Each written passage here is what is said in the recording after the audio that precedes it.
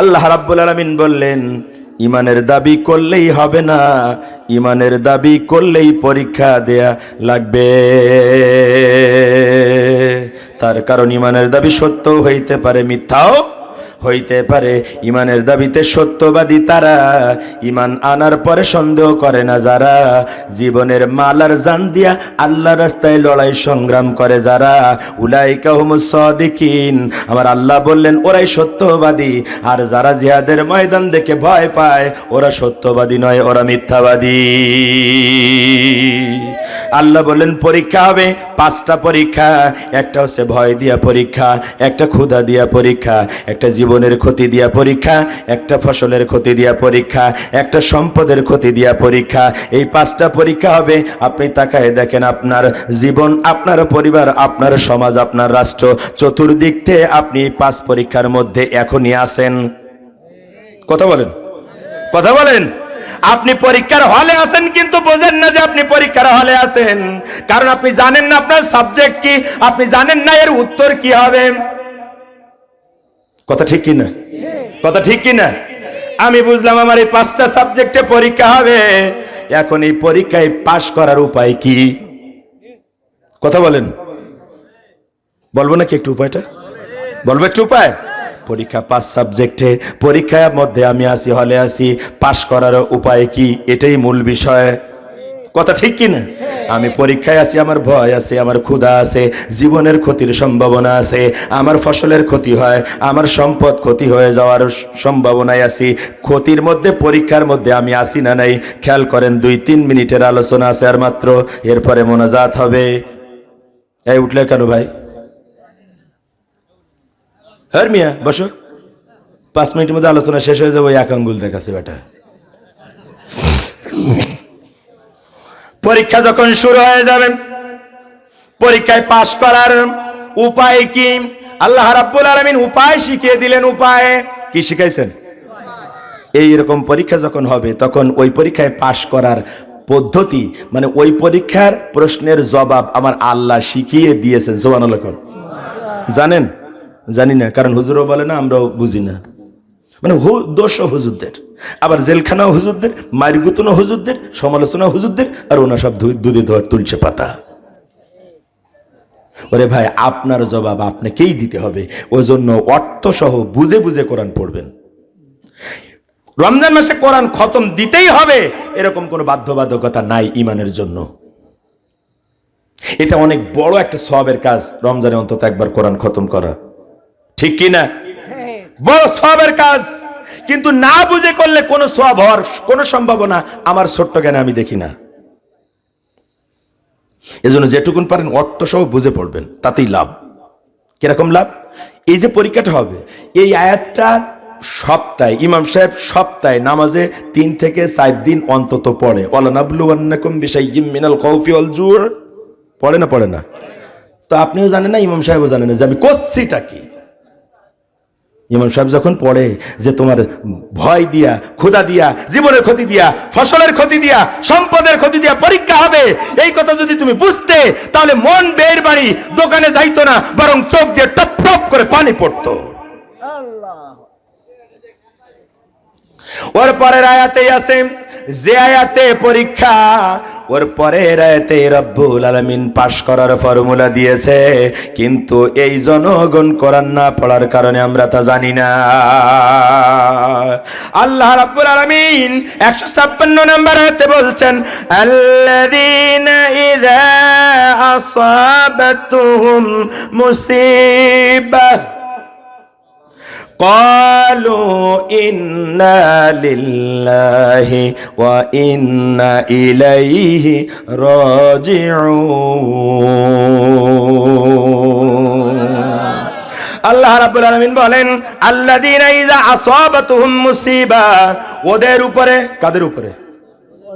ইমানদারদের উপরে যখন পরীক্ষা, তার মানে এই বিপদ আর মুসিবত যখন আসে, পরীক্ষাটা বিপদ আপদ মুসিবত কিনা, আল্লাহ বিপদ আপদ বলে পরীক্ষাগুলোকে হাইলাইটস করেছেন।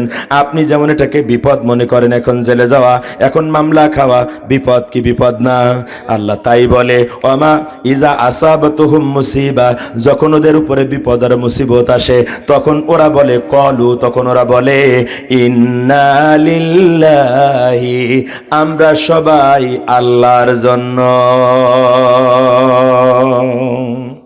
কথা বুঝতেছেন? আপনার এখন বিপদ, এখনই আপনার পাস ফায়ার হবে, এখনই ফাঁসি, এখনই গুম হয়ে যাবে, এখনই ধরে নিয়ে যাওয়া হবে, এখনই আপনার মৃত্যু এই নিশ্চিত ময়দানে দাঁড়ায়। তখন আপনি এদিক তাকান ওদিক তাকান, কে সাহায্য করবে? কেউ করবে না, কেউ করবে না। বরং সাহায্য পাওয়ার জন্য আপনাকে বলতে হবে, ওরা আমারে মারলেও যা, না মারলেও তা। তার কারণ হচ্ছে ইন্না লিল্লাহ, আমি তো আমার আল্লাহর জন্য।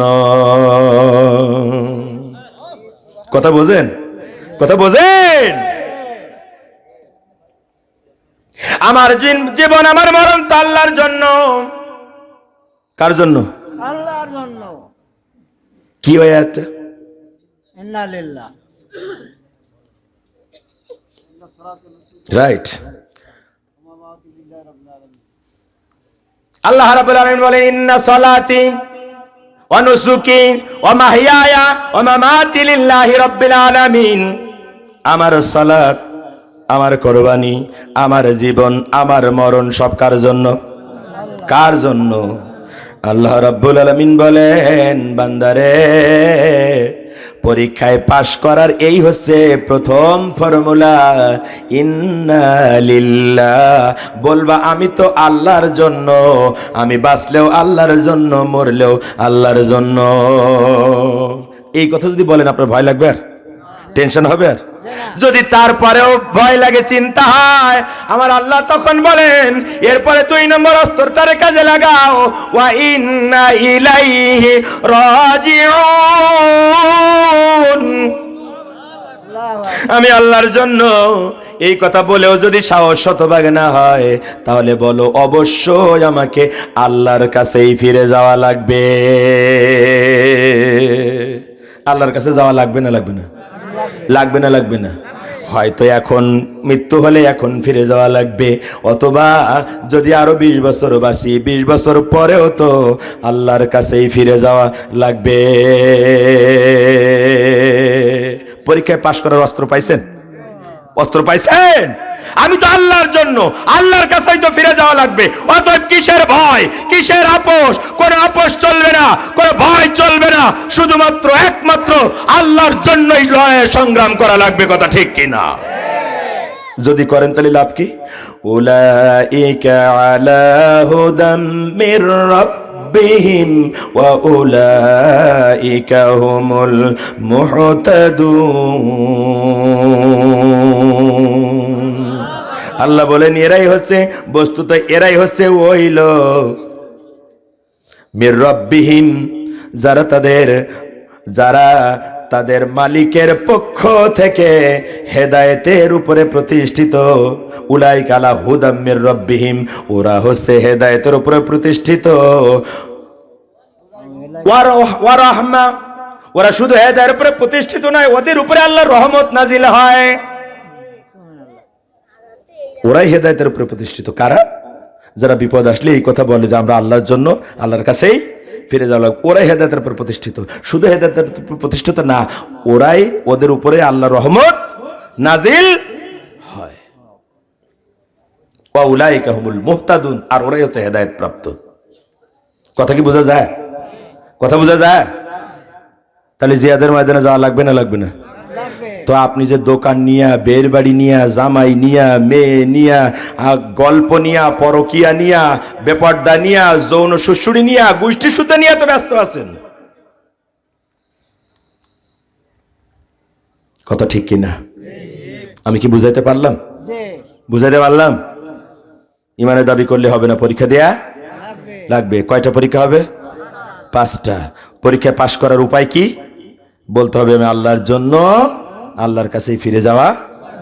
যদি তা বলতে পারেন তাহলে আপনার রবের পক্ষ থেকে আপনি হেদায়েতের উপরে প্রতিষ্ঠিত, আর আপনার রবের অনুগ্রহ রহমা আপনার জন্যই আসবে।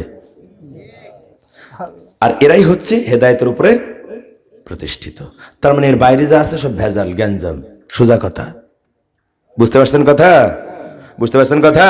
আল্লাহ আমাদেরকে বোঝার তৌফিক দান করুক, বললি আল্লাহুম্মা আমিন। আমার ভাইরা এখনই মোনাজাত হবে, মোনাজাতের আগে একটা দাবি করব।